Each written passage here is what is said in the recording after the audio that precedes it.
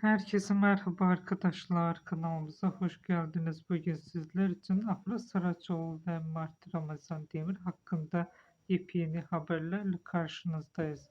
Afra Saraçoğlu ile Mert Ramazan Demir birlikte düşünüldüğünde ortaya çıkan şey yalnızca iki genç oyuncunun uyumu değil, aynı zamanda iki farklı enerjinin birbirine yaklaşma biçiminin yarattığı yoğun bir his gibi durur.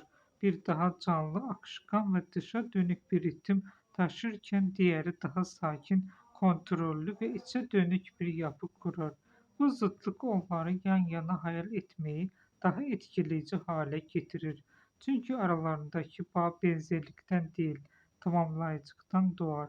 Onların birlikte var olduğu bir sahne düşüncesi, hızlı ilerleyen bir hikayeden çok yavaş yavaş derinleşen bir atmosfer hissi yaratır.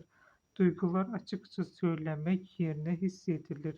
Bakışlar uzar, sessizlikler anlam kazanır ve küçük detaylar büyük bir etki bırakır. Bu da onları klasik bir ekran çiftinden farklı bir noktaya taşır. Daha çok izleyicinin içinde büyüyen bir duyguya dönüştürür.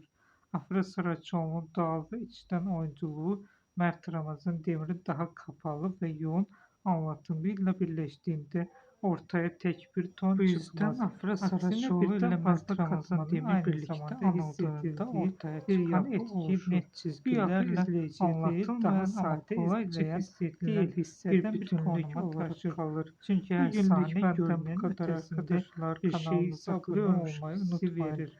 Bizi izlemeye devam Onları edin. birlikte Herkese düşünmek belirli teşekkür bir hikaye ederim.